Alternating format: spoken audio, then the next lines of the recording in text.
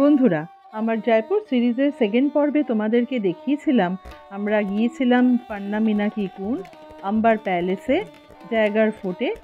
ফেরার পথে আমরা দেখেছিলাম জলমহল ও হাওয়া মহল দেখে আমরা হোটেলে ফিরেছিলাম। আজ এই সিরিজের থার্ড পর্বে তোমাদেরকে দেখাবো সিটি প্যালেস ও যন্তর মন্তর। তাই সকাল সকাল আমরা সেরে নিলাম ব্রেকফাস্ট এবং একটা অটো ধরে চললাম সিটি প্যালেসের দিকে। সিটি প্যালেস, যন্তর মন্তর আর হাওয়া মহল খুবই কাছাকাছি। এখানে ঢোকার টিকিট নিল 300 টাকা করে পার হেড এবং স্টুডেন্টদের জন্য 150 টাকা। রয়্যাল ট্যুরও করা যায়, তবে সেগুলোর প্রাইস পার হেড 3000 টাকা করে। এটা খোলা থাকে সকাল 9:30 থেকে বিকেল 5টা ও সন্ধ্যে 7টা থেকে রাত 10টা পর্যন্ত। এই প্যালেস তৈরি করেন মহারাজা সেবাই জয় সিং এবং এখনও প্যালেসের এক অংশে রাজপরিবারের লোক বসবাস করেন। যে অংশটুকু সাধারণ লোকের জন্য খোলা সেটাও সুবিশাল। মুঘল এবং রাজপুত আর্কিটেকচারাল স্টাইলে সব বিল্ডিং এখানে বানানো। এক একটা বিল্ডিংয়ে এক একটা জিনিসের মিউজিয়াম করে সাধারণ মানুষের জন্য খুলে দেওয়া হয়েছে। যেমন কোনো মিউজিয়ামে আছে পেন্টিংস এবং ফটোগ্রাফস, আবার কোথাও অস্ত্র এবং আবার কোথাও ব্যবহার্য জিনিস। ইনি হলেন দ্বিতীয় মহারাজা সেবাই রাম সিং।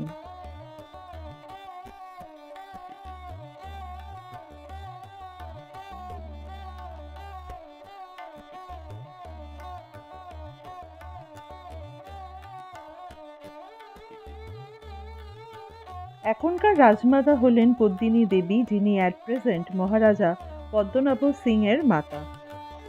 এই বিল্ডিংয়ে আছে এক্সিবিশন কাম শপ। এখান থেকে ও এন্ট্রি টিকিট থেকে পুরো অর্থটাই এখনও যায় রাজ পরিবারের ট্রেজারিতে। এখানে ঢুকে সেই রাজকীয় ব্যাপারটা প্রতি পদে পদে অনুভব করছিলাম। সব ওয়েল মেনটেইনড বিল্ডিংস, কোর্টইয়ার্ড, বাগান, সব কিছুতেই যেন লেগেছিল একটা রয়্যাল টাচ।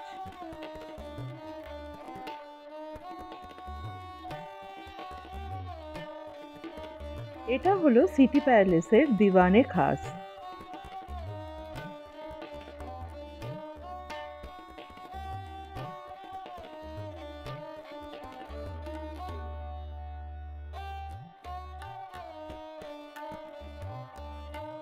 এই দিওয়ানে খাসে রয়েছে রূপো দিয়ে তৈরি এই সুবিশাল জারটি, যেখানে জল সংগ্রহ করে রাখা হতো।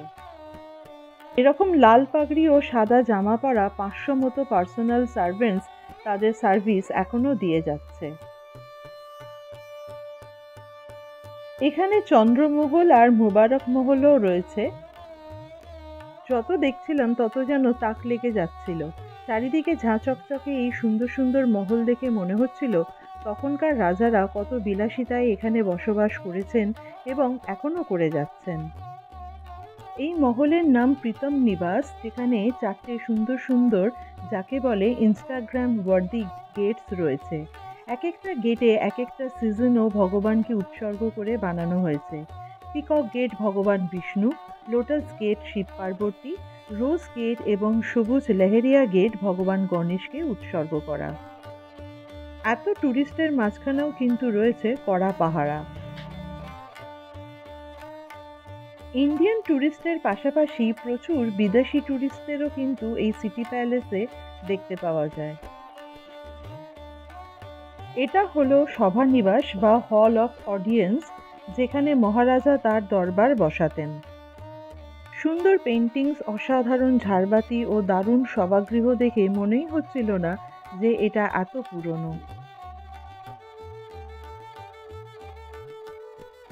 যাই হোক, সেই রয়্যাল ফিলিংস আস্বাদন করতে করতে এবার আমরা চলে আসলাম পাশেই যন্তর মন্তরে।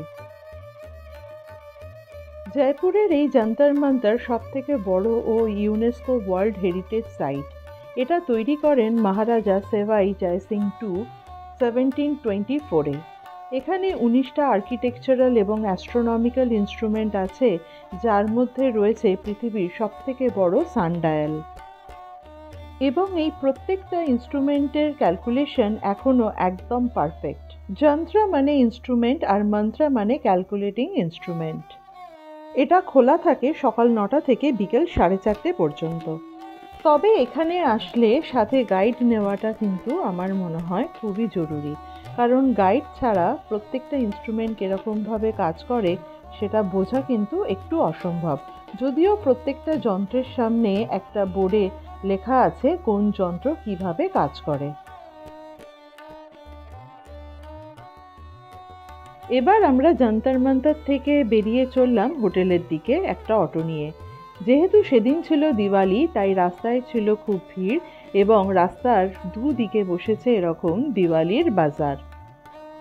হোটেলে এসে একটু আমরা স্ন্যাক্স আর চা খেয়ে চলে গেলাম হোটেলের ছাদে। আর সেখান থেকে দেখলাম পুরো জয়পুর শহরটা আলোয় ঝলমল করছে এবং সারা আকাশ জুড়ে রয়েছে রং বেরঙের বাজির আলোতে।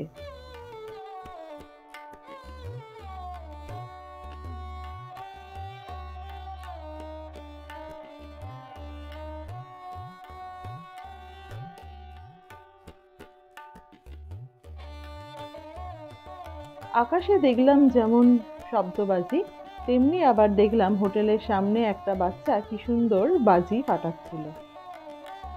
শুধু বাচ্চাই নয়, অনেক বিদেশি পর্যটকরাও যারা হোটেলে ছিল তারাও দেখলাম প্রচুর বাজি ফাটাচ্ছিল।